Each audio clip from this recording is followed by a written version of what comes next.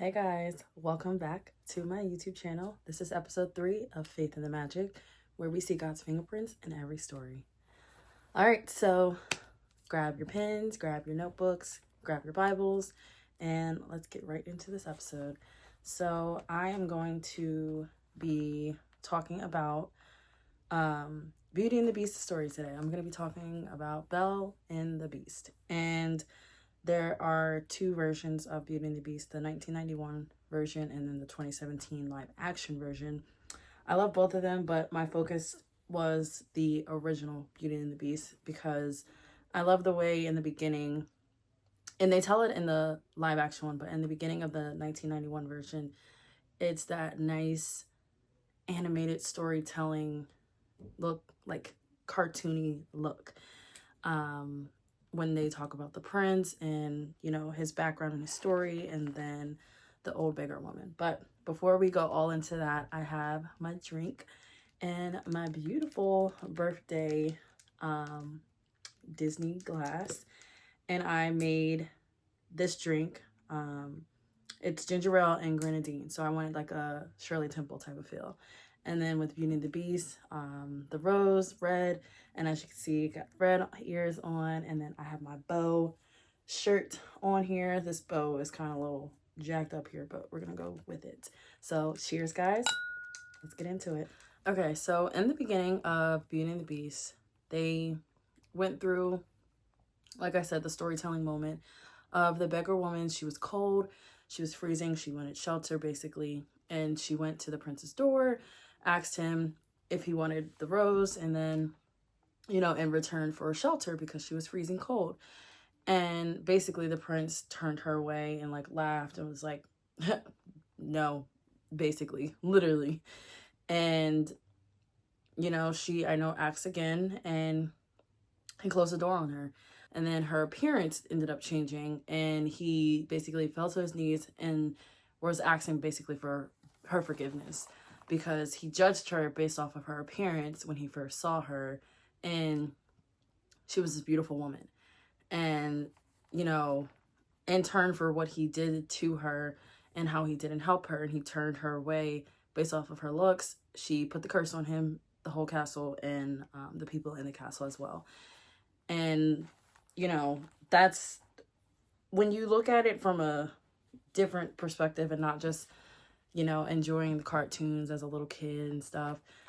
It is like how things happen in the world. We are so quick sometimes to judge others by their appearance or by what we hear about them from a friend, or even probably what we see on social media on their page. And then when we see them in person, it's probably a completely different view of who they are.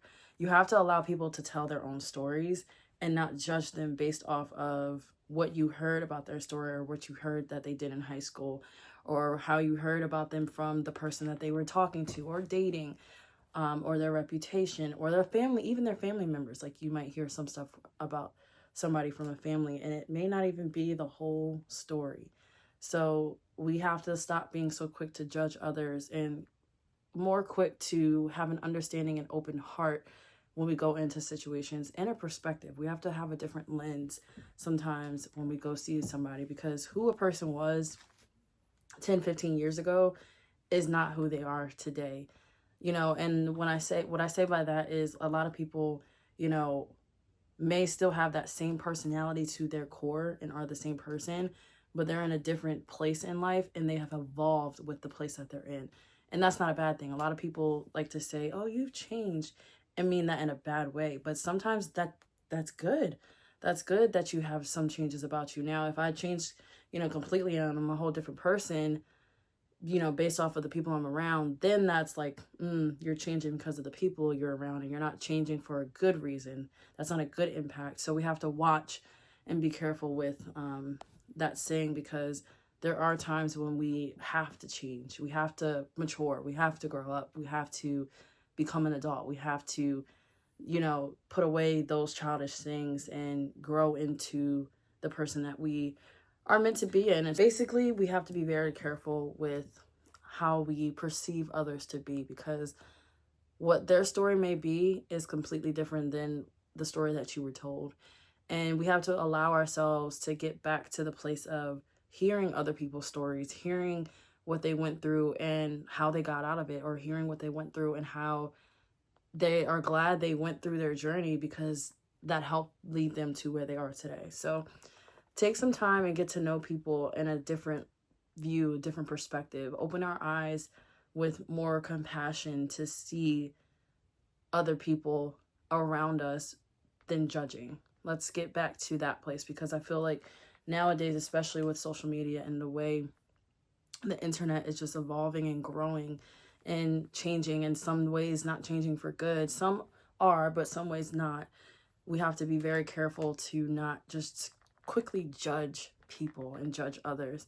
And also, you see that with celebrities and people that are big CEOs and have big companies, because they're in the limelight and the spotlight, they are picked apart, and there's critics, find their way to make a living off of judging others and not getting the full story. A lot of those critics or reporters and paparazzi, they don't get to know the people that they are looking at. They just have a job, they are told to do something and get dirt basically on somebody, and that's what their goal is to go do.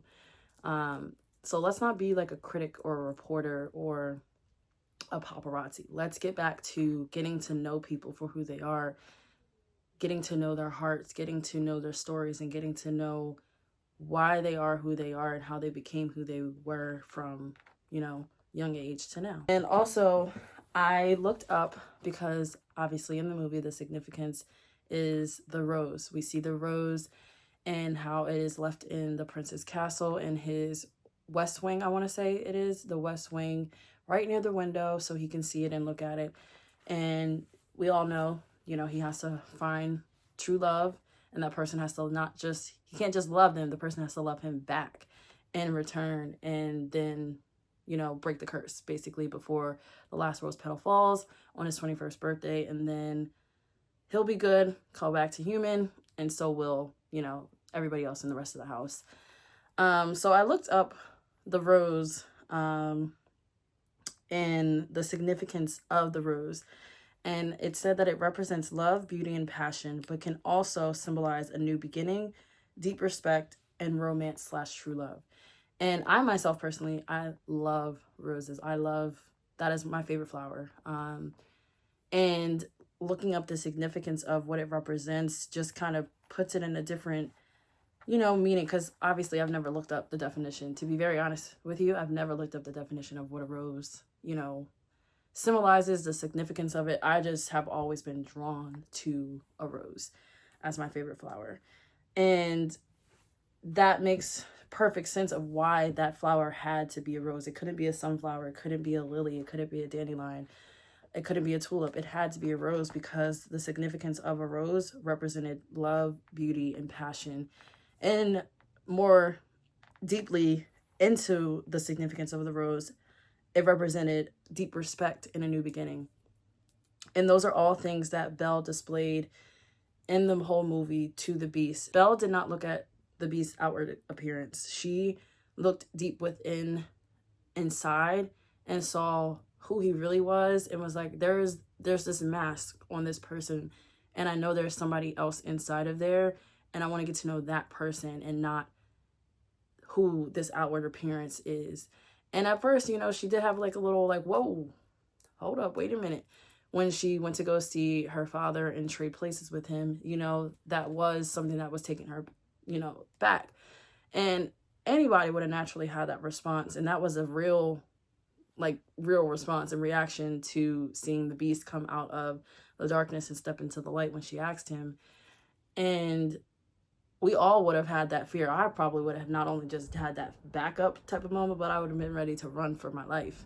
The beast and Belle ended up forming deep respect for one another. And you see that specifically in the scene. I'll put a picture up. And towards the end, after they were done dancing and everything, he showed her the mirror. And because she wanted to see her father. She really missed her father. And she saw what was going on back at home. She was like, oh, I need to get home. And he was like, go, I'm releasing you. Like, in that moment, that rose came into play, into picture, and the symbolism of that rose and that deep respect. He had more respect for how she showed up and how she loved her father, and she was willing to sacrifice her life for him. And then also, in the whole time that she was with the beast, she didn't treat him poorly, even though in the beginning he did kind of, treat her a little bad. He wasn't that nice to her, and kind of was raising his voice a little bit at the beginning of the movie. But then he softened up a little bit as he got to see her and get to know her. And so he formed a deep respect for her. And he was willing not only to let her go, but he was willing to sacrifice himself. He risked his life letting Belle leave. He risked what that rose meant, because it was very close to that last petal dropping, and it was more for him to, let her go, because he saw the sacrifice that she did earlier on in the movie for her father, and he was like, okay, in a way it was almost like, I have to sacrifice this because I love her so much. She did this for her dad, and I've grown to love this woman, and I'm willing to risk getting back to being human and helping also the people in this castle, and having my castle be back to its form of beauty. That's my respect for her, like, surpasses another level. It's more important than this rose. And that was a beautiful depiction of love and true love and, deep respect. We have to get ourselves to the place of allowing people to show us who they are, but also believing who they show us that they are. And a lot of us, I'm sure have had friendships, in different relationships with people. And it's that saying that people say a lot, when people show you your true colors, like when people show their true colors, you gotta believe them the first time.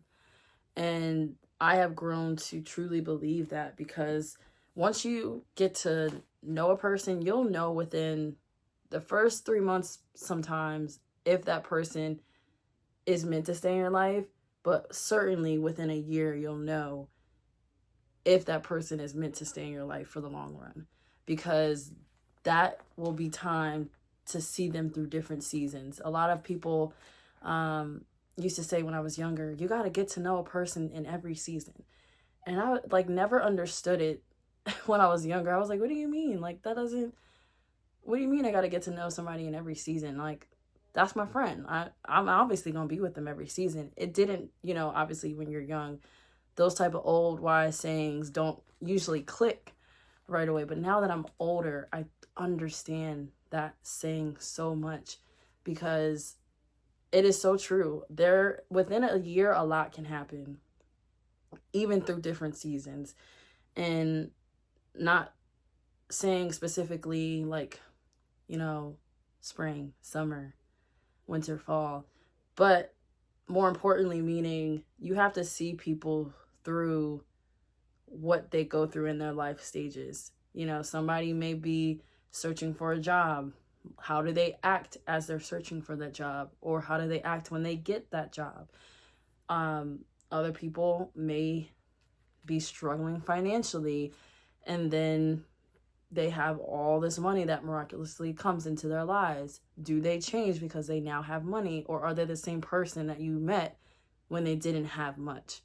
So that's kind of quick examples, but it's so true. You got to get to know somebody through every stage and season, because a lot of people aren't who they say they are. And a lot of people still to this day walk around with masks on and aren't who they really are supposed to be, or who they know they are deep down in their heart, because of things that they either went through in their life or they just changed.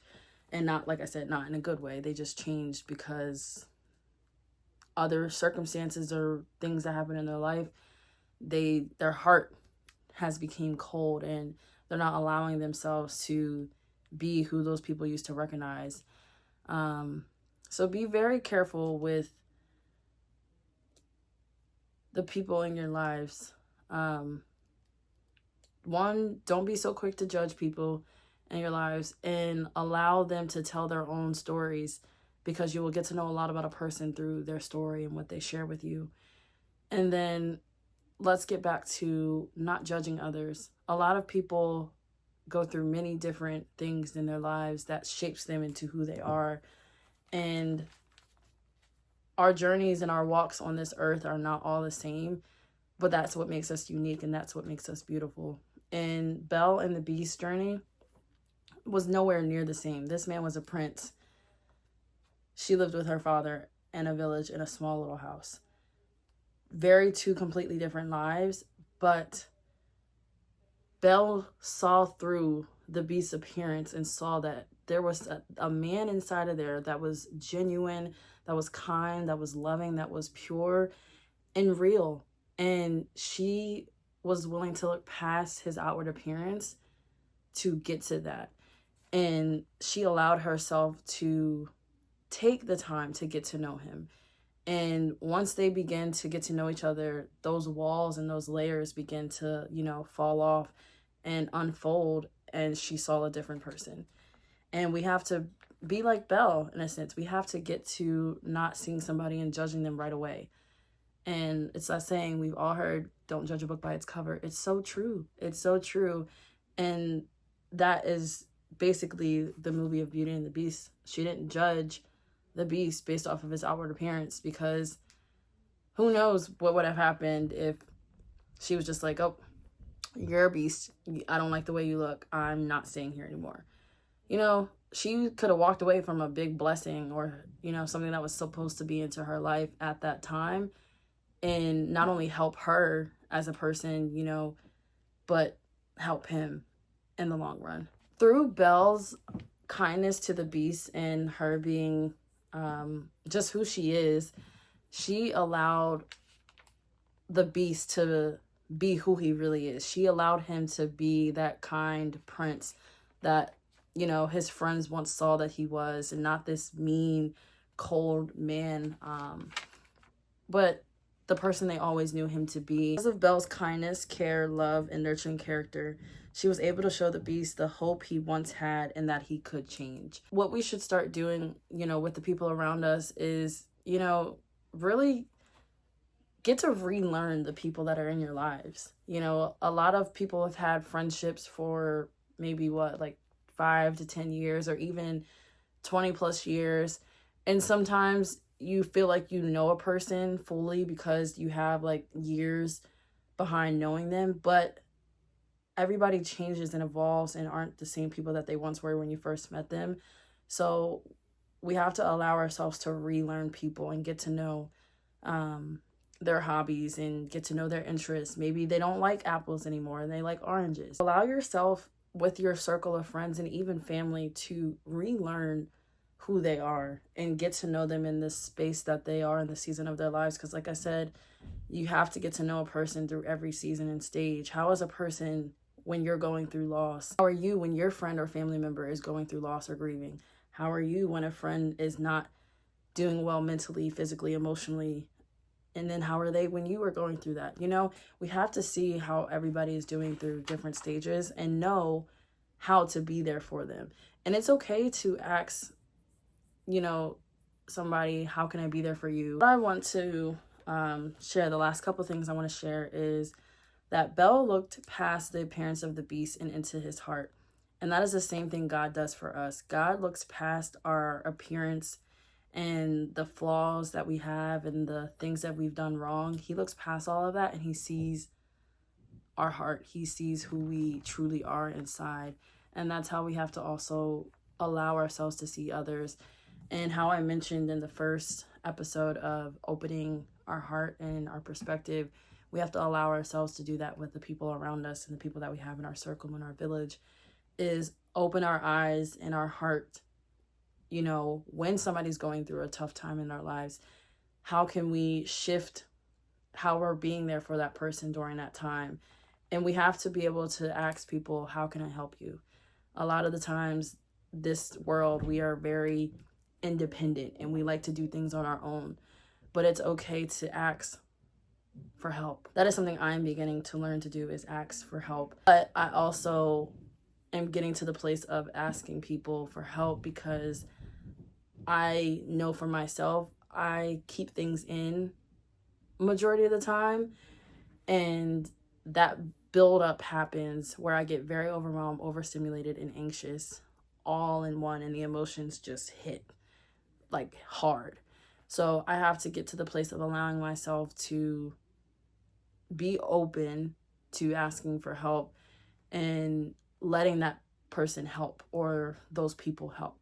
And in the movie in Beauty and the Beast, in that scene where they came back from getting Belle when she ran off because the beast had scared her, and then the wolves came and the beast came, rescued her, he got some scratches, and he had to kind of like take the ego and the anger and stuff out of the way and allow Belle to help him in that time of need, because obviously didn't want the wound to get infected, but she wanted to be there to help him. And that right there was the peak of the movie that shifted their relationship and their friendship, which turned into being in love with each other.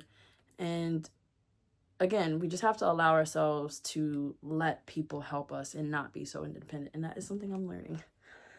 And again, the last few things I'm going to say is the world often judges us by appearance, mistakes, reputation, the past, and things that we've done. But God sees the possibility, redemption, transformation, and the beauty inside of us. And, at times, majority of the times, we can't change people's circumstances or what they're facing in their lives or the trials that come. But we can show love, patience, compassion, and kindness, and, help somebody along the way to either changing what they're doing and changing it for good, or just being there for them to uplift their spirits. We have to, like I said in the beginning, not be so quick to judge based off of what we see or what we hear. We have to allow ourselves to be that person that can help change a person's life. And basically, be intentional about how you show up in somebody's life. You could be that very person that changes the trajectory of somebody's life, or just, by one thing you say positively, that could change their whole world and their perspective on how they're viewing something. So be very intentional of how you're showing up for your friends and your families, and, let people tell their stories. Let people share when they want to share more or less of their story, but allow ourselves to get to know the people in our lives again, get to know what shows they like, what shows they're watching, what they do in their downtime, what is a sign when you need your time, what is a sign that will tell me, okay, you look a little overstimulated, how can I step in and help you? We have to be able to get to know people in that way. Again, I feel like a lot of the things are behind the phone or behind the screen and very surface level, that we have to crack down the layers, break down the walls, and allow people to want to be their true authentic selves. Belle allowed the beast to be his true authentic self, even before she confessed her love to the beast and said, I love you. And before the pedal dropped, she gave the beast the opportunity to show who he really was deep down inside, not outwardly, but inside. So we have to give ourselves the opportunity to allow people that same thing in our lives. So I'm going to end with 2 scriptures that I have. I wrote it on my laptop. And then a couple questions, reflection questions. The first scripture is 1 Samuel 16:7. It says, people look at the outward appearance, but the Lord looks at the heart. And that is basically like the movie. Belle didn't look at the outward appearance. She looked at the heart of the beast. That blossomed into not only the beginning of a friendship, but blossomed into true love. And the second scripture is Romans 5:8. It says, while we were still sinners, Christ died for us. And the reflection questions I have for you guys is, who in your life have you judged by the outside instead of the heart? And you don't have to share it with me. You can write it down. Where is God asking you to show patience, compassion, or mercy? And that's just in general in your life. It doesn't have to be specifically with a person. And if it is, and that's what came to your mind, write that down. That's probably God putting that person on your heart, because maybe you need to show that person a little bit more patience, compassion, and mercy. So the last question I have is, do you believe God sees beauty in you even when you can't see it in yourself? And that's a deep one, because it takes back to the first episode when I mentioned about positive affirmations. Allow yourself to look at yourself in the mirror, and what is the first thing that pops into your mind when you see yourself in the mirror, you know? And then if it is not something that is positive, how can you shift that to making it something that is positive? Because, you know, I'm sure when the beast looked at himself in the mirror, he probably was just very angry a lot of the times, because he's like, why did this happen to me? Why can't, you know, somebody come into my life that can love me for me? And, you know, all these things probably circled through his brain every time he saw himself. And even the rest of the people in the castle, like, how did they feel? That's something that they probably went back and forth with in their mind for so many years until Belle came along. But I challenge you guys to look at yourself in the mirror and ask yourself, who am I? And what is that first word that pops into your mind when you see yourself? And how can you shift it to something positive? And then also remind yourself of how God sees you, and that you are beautiful. You are fearfully and wonderfully made. You are handsome. You are kind. You are loving. You are generous. You are unique. You are worthy. You are chosen. You are beloved. So yeah, we have to remind ourselves of that. And to end, where others see a beast, God sees beloved. Where others see hopeless, God sees redeemable. Where others see unworthy, God sees chosen. God sees that you are beloved, redeemable, chosen. He sees hope, and he sees unconditional love.